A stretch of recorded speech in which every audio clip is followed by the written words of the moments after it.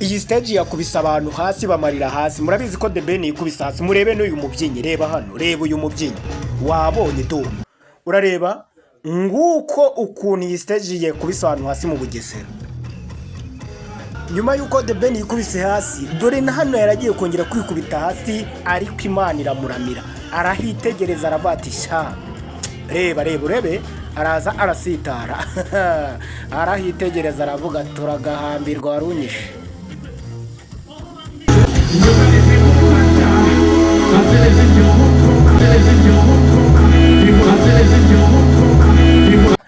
Twigendere n'udukoryo cyangwa se tumwe mu dushya twaje kuranga igitaramo cyahuje umuhanzi The Ben na Bruce Melody Kitoko ndetse na Bwiza utabashije kuba ahaboneka hariya i Nyamata mu Bugesera, aho iki gitaramo cyateguwe n'umuhanzi Bruce Melody cyaje kuba kiba, ndetse abantu benshi bagasigara bibaza ngo ninde wahavuye ari nimero ya mbere. Tugiye kugaruka rero tugende tugereranya buri ruhande n'urundi, ubundi mwe muze kwihitiramo mutubwire muti dore nimero ya mbere i Bugesera yabaye uyu n'uyu.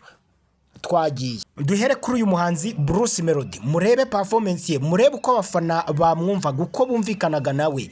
Ubundi turaza kugaruka nyuma dukomereza aho tureba na The Ben yaririmbye gute, yumvikanaga gute n'abafana.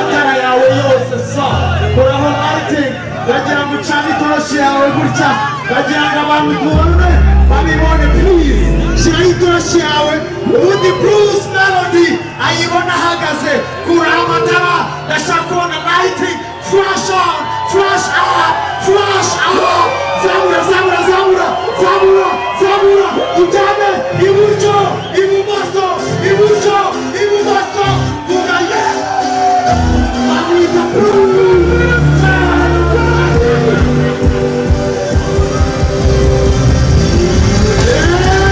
Noneho urabona ahangaha nawe ni The Ben. Nyuma yuko tubonye Bruce Melody, reka turebe The Ben nawe yaje gukora gute, uburyo mvikanaga n'abafana be, uburyo bamwumvaga, uburyo bajyanaga nawe ubundi muze kutubwira ninde wigaragaje neza i Nyamata mu Bugesera.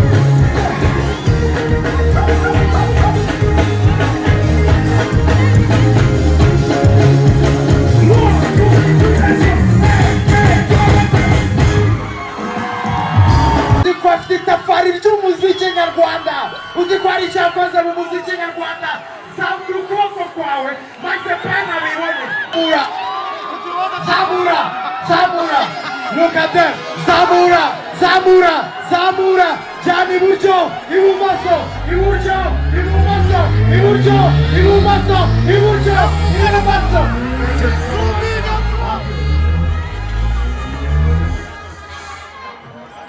That's how we do it.